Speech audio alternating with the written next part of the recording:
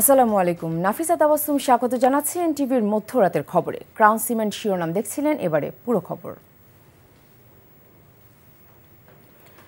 যুক্তরাজ্য সফররত প্রধান উপদেষ্টা অধ্যাপক ডক্টর মোহাম্মদ ইউনূসের সঙ্গে সৌজন্য সাক্ষাৎ করেছেন এয়ারবাসের executive vice president Wouter van Wersch. লন্ডনের প্রধান উপদেষ্টার হোটেলে তাদের সাক্ষাৎ অনুষ্ঠিত হয়। প্রধান উপদেষ্টার প্রেস উইং জানিয়েছে, সাক্ষাতে উভয় পক্ষ বিমান প্রযুক্তি ও সম্ভাব্য বিনিয়োগ সহ পারস্পরিক আগ্রহের বিষয়ে আলোচনা করেছে। পরে অল পার্টি পার্লামেন্টারি গ্রুপ এর ব্যানারে কয়েকজন ব্রিটিশ এমপি প্রধান উপদেষ্টার সঙ্গে সাক্ষাৎ করেন। দলটিতে রূপা হক সহ প্রায় ২০ জন এমপি উপস্থিত ছিলেন। এছাড়া প্রধান উপদেষ্টাকে দেয়া টিউলিপ সিদ্দিকীর চিঠি সরকার পেয়েছে বলে প্রেস উইং জানিয়েছেন। এর আগে ৪ দিনের সরকারি সফরে মঙ্গলবার যুক্তরাজ্যে পৌঁছান প্রধান উপদেষ্টা। ৪ দিনের এই সফরে প্রধান উপদেষ্টা বাকিংহাম প্যালেসে ব্রিটিশ রাজা তৃতীয় চার্লসের সঙ্গে দেখা করবেন। এ সময় তিনি রাজা চার্লসের হাত থেকে কিংস চার্লস হারমোনি অ্যাওয়ার্ড গ্রহণ করবেন। আগামী শুক্রবার লন্ডন সময়ে সকাল ৯টা থেকে ১১টা পর্যন্ত লন্ডনের প্রধান উপদেষ্টা অধ্যাপক ইউনূসের সঙ্গে বিএনপির ভারপ্রাপ্ত চেয়ারম্যান তারেক রহমানের বৈঠকের কথা রয়েছে। তারেক রহমানের সাথে বৈঠক হচ্ছে ১৩ তারিখ সকালে। ইলেকশনের ডেটটা ঘোষণা করেছি সেই বিষয়ে, তারপরে ইলেকশনের এই জুলাই চার্টারটা হওয়া, রিফর্ম বিষয়, এগুলো যে কোনো ইস্যুই আলাপ হতে পারে।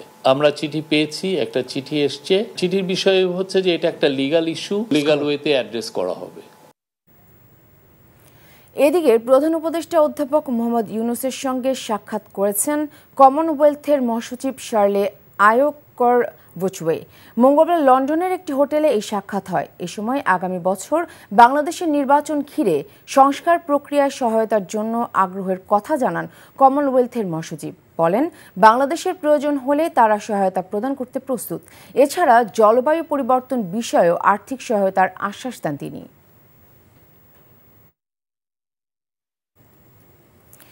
অন্তর্বর্তী সরকারের প্রধান ডক্টর মোহাম্মদ ইউনূসের সাথে বিএনপির ভারপ্রাপ্ত চেয়ারম্যান তারেক রহমানের বৈঠক রাজনৈতিক সংকট কাটাতে টার্নিং পয়েন্ট হতে পারে বলে মন্তব্য করেছেন বিএনপি মহাসচিব মির্জা ফখরুল ইসলাম আলমগীর। তিনি আশা করছেন এই বৈঠকে নির্বাচন সহ অনেক সমস্যার সমাধান হবে। ইমরুল আহসানের রিপোর্ট। সারা দেশের মানুষেরই দৃষ্টি এখন লন্ডনে ডক্টর ইউনূস তারেক রহমানের বৈঠকের দিকে। সাংবাদিকদের সাথে আলাপচারিতায় এই বৈঠককে স্বাগত জানিয়ে রাজনৈতিক সংকট কাটবে বলে মনে করছেন বিএনপির মহাসচিব। এটা একটা বিরাট সম্ভাবনার সৃষ্টি করেছে আপনার। This is a proper time and proper venue, proper place, যেটাতে একটা নতুন একটা দিগন্তের উন্মোচন হতে পারে। সাম্প্রতিককালে রাজনৈতিক যে প্রেক্ষাপট, যে অবস্থান, এটা একটা বড় ইভেন্ট, এটা একটা টার্নিং পয়েন্ট হতে পারে। আমরা প্রত্যাশা করছি যে এটা বাংলাদেশের যে রাজনৈতিক যে সংকটগুলো আছে এগুলোকে কাটিয়ে উঠতে হয়তো একটা পজিটিভ ভূমিকা রাখতে পারে এই সাক্ষাৎকারটা। এপ্রিলে নির্বাচনের রোডম্যাপ নিয়ে অসন্তুষ্ট বিএনপি বলছে এখনো ডিসেম্বরে ভোট আয়োজন সম্ভব। কিছুটা বলা যেতে পারে বাস্তবতার প্রেক্ষিতেই তারা বিবেচনা করবেন, এবং এর সময়টা তো ঠিক না। আমি আজ প্রথম দিনই বলেছি আপনার যে time is not good for election. আপনার রোজার মাস, রোজা শেষ হবে, ঈদ শেষ হবে, তার কয়েকদিন পরে নির্বাচন। আপনি ভাবেন গোটা রোজার মাসটা ক্যান্ডিডেটদের কি অবস্থা হবে। সমমনা দলগুলোকে জাতীয় নির্বাচনে বেশ কিছু আসন ছেড়ে দেবে বিএনপি, তবে এনসিপি ও জামায়াত ইসলামীর সাথে আসন ভাগাভাগি নিয়ে কোনো আলোচনা হয়নি বলে জানান মির্জা ফখরুল। এই ধরনের কোনো আলোচনা হয়েছে বলে আমার secretary general of the party আমার এখন পর্যন্ত জানা নাই। Imrul Ahsan, NTV news, Dhaka. সিরাজগঞ্জের শাহজাদপুরে রবীন্দ্র কাছারি বাড়িতে দর্শনার্থীকে আটকে মারধর করায় হামলা ও ভাঙচুরের ঘটনা ঘটেছে। মঙ্গলবার দুপুরে কাছারি বাড়ির অডিটোরিয়াম ও কাস্টেডিয়ানের অফিস কক্ষের দরজা জানালা ভাঙচুর করে বিক্ষুব্ধরা। স্থানীয়রা জানান, ঈদের দ্বিতীয় দিন এক দম্পতি টিকিট না কেটে জোরপূর্বক কাছারি বাড়িতে প্রবেশ করেন। পরে দায়িত্বরত স্টাফদের সাথে বাকবিতণ্ডা হয়। এক পর্যায়ে সেই দর্শনার্থীকে আটকে মারধর করা হয়। ঘটনা জানাজানি হলে বিক্ষুব্ধ জনতার ৫০-৬০ জন বিক্ষুব্ধ জনতা কাস্টেডিয়ানের অফিস কক্ষ ও অডিটোরিয়ামের দরজা জানালা ভাঙচুর করে। করোনার নতুন ভ্যারিয়েন্টের সংক্রমণ প্রতিরোধে বিমানবন্দর ও স্থলবন্দরগুলোতে সতর্ক অবস্থানে বাংলাদেশ। থার্মাল স্ক্যানার ও স্ক্রিনিংয়ের পাশাপাশি উপসর্গ শনাক্তে মেডিকেল টিমও কাজ করছে। ঢাকার হযরত শাহজালাল আন্তর্জাতিক বিমানবন্দরে ইতোমধ্যে সব যাত্রীকে তাপমাত্রা ও উপসর্গ পরীক্ষার মধ্য দিয়ে যেতে হচ্ছে। সন্দেহভাজনদের জন্য কুর্মিটোলা হাসপাতাল সহ বেশ কিছু ক্লিনিক নির্ধারণ করা হয়েছে। শাহজালাল বিমানবন্দরের নির্বাহী পরিচালক এস.এম. রাগিব সামাদ জানান, ভারতের নতুন সংক্রমণের হার নিয়ে বাড়তি সতর্ক বাংলাদেশ। বেনাপোল ও হিলি স্থলবন্দরে ভারত থেকে আসা যাওয়ার পথে ব্যক্তিদের পরীক্ষা নিরীক্ষা করা হচ্ছে। ইমিগ্রেশন কর্তৃপক্ষ মাস্ক বিতরণের পাশাপাশি সচেতনতামূলক প্রচারণা করছে।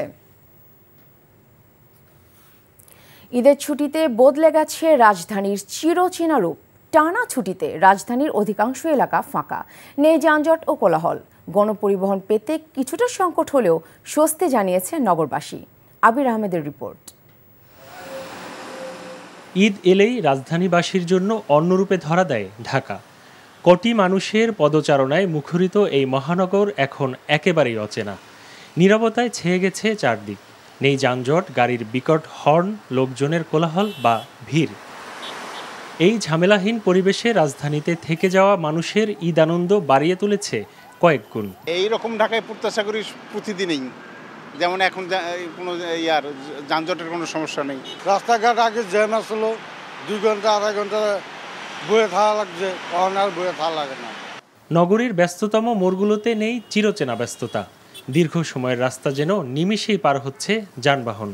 এখন তো ঢাকা শহর ফাঁকা, এই যে যানজট নাই, এখন যাইতে ভালো লাগতেছে। ফাঁকা ঢাকা চলতে খুব ভালো লাগতেছে। খুব কম সময়ে আমরা যেখানে যাওয়ার ইচ্ছা পোষণ করতেছি, খুব কম সময়ে যেতে পারতেছি। সড়কে গণপরিবহন নেই বললেই চলে, বেশিরভাগই ব্যক্তিগত যানবাহন চলাচল করছে। সিগন্যালে ট্রাফিক পুলিশের বাধা না থাকায় প্রধান সড়কেও দাপিয়ে বেড়াচ্ছে ব্যাটারি চালিত অটোরিকশা। এই যে সময় গাড়ি ঘোড়া নাই রোডে, তাই একটু টুকিটাকি চালায় আর কি, তা দূরে যায় না, আছে কাছে। এখন একটু ব্যস্ততা কম, যেহেতু গাড়ি কম, রাস্তা ফাঁকা। ঢাকা শহরে গাড়ি একেবারেই কম, বিকাল হলে একটু বেশি হয়। এদিকে ঈদের 3 দিন নানা ব্যস্ততায় বের না হয়েও ঈদের চতুর্থ দিনে পরিবার নিয়ে ঘুরতে বের হয়েছেন অনেকেই। ঈদের সময়ের মতো এমন স্বস্তির ঢাকায় প্রত্যাশা নগরবাসীর। আবির আহমেদ, এনটিভি নিউজ, ঢাকা। ঈদের দিন থেকেই পর্যটকদের পদচারণায় মুখর সিলেটের পর্যটন স্পটগুলো। যদিও বৃষ্টি ও পাহাড়ি ঢল, অন্যদিকে প্রায় সবগুলো পর্যটন স্পটই ভারতীয় সীমান্ত ঘেঁষা হওয়ায় এবারের ঈদের ছুটিতে সিলেটে পর্যটক সমাগম নিয়েছিল শঙ্কা। সিলেট থেকে আনিস রহমানের ক্যামেরায় আরও জানাচ্ছেন সজল ছত্রী। প্রকৃতিকন্যা সিলেটে ঠিক কোন মৌসুমে সবচেয়ে সুন্দর তা বলা মুশকিল। কদিন আগেও পাহাড়ি ঢলে বিপর্যস্ত সিলেটের কোম্পানীগঞ্জ উপজেলার সাদা পাথর এখন তার স্বচ্ছ জলে মুছে দিচ্ছে পর্যটকদের ক্লান্তি। পাহাড়, পানি আর পাথরের অপরূপ দৃশ্য যেন সৌন্দর্যের সমুদ্র অবগাহন। আমি আসছি চিটাগং থেকে, এত দূর থেকে আসছি, এসে ভাবছি ভালো লাগবে না, বাট খুবই ভালো লাগতেছে। সাদা পাথরে পানি বাড়ার কারণে সৌন্দর্যটা আরো বৃদ্ধি পাইছে। পাথরের পানি খুব ঠান্ডা এবং ফ্রেশ। আমরা তো পানি খাইতেছি, এত সুন্দর একটা পানি। আগের থেকে অনেক উন্নত হয়েছে। এখন যে এগুলা যে বাড়ছে, স্রোত অনেক বেশি, অতিরিক্ত স্রোত। টানা ছুটিতে পর্যটকের ভিড় বাড়ছে প্রতিদিনই। বন্ধু স্বজন আর পরিবার পরিজন নিয়ে প্রকৃতির কাছাকাছি সময় কাটাতে অনেকেই বেছে নিয়েছেন সিলেটকে। তবে জাফলং, বিছানাকান্দি, সাদা পাথরের মতো পর্যটন স্পটগুলো ভারত সীমান্ত ঘেঁষা হওয়ায় বাড়াতে হয়েছে নিরাপত্তা। আমরা তাদেরকে অ্যাওয়ার্ড করছি হ্যান্ড মাইকের মাধ্যমে, বাঁশির মাধ্যমে, লিফলেট দিয়ে, তারপরে লোকজনকে বুঝিয়ে। অন্যান্য আইন শৃঙ্খলা রক্ষাকারী বাহিনী এবং জেলা প্রশাসন যারা আছে ওনারাও আমাদের সাথে কাজ করছেন। আমরা একই সাথে কাজ করছি যাতে কোনোভাবেই সীমান্ত ক্রস করে সীমান্ত অপরাধে পর্যটকরা না পড়ে যায়। শুধু পর্যটকদের নিরাপত্তা নয়, পর্যটন স্পটগুলো থেকে অবাধে বালু পাথর উত্তোলন ও লুটপাট বন্ধ এবং সার্বিক পরিবেশ সুরক্ষায় স্থানীয় প্রশাসনের সাথে আইন শৃঙ্খলা রক্ষাকারী বাহিনী ও বিজিবি সমন্বিতভাবে কাজ করছে বলেও জানানো হয়। সজল ছত্রী, এনটিভি নিউজ, সিলেট। এই ছিল মধ্যরাতের খবরে। এই খবরের ভিডিও সহ আপডেট জানতে ভিজিট করুন এনটিভি অনলাইন www.ntvvideo.com। এছাড়াও এনটিভির জনপ্রিয় সব অনুষ্ঠান ও খবরের আপডেট জানতে ভিজিট করুন আমাদের ইউটিউব ও ভেরিফাইড ফেসবুক পেজ। সকাল 7:30টায় সকালের খবর দেখার আমন্ত্রণ রইল। ধন্যবাদ সবাইকে।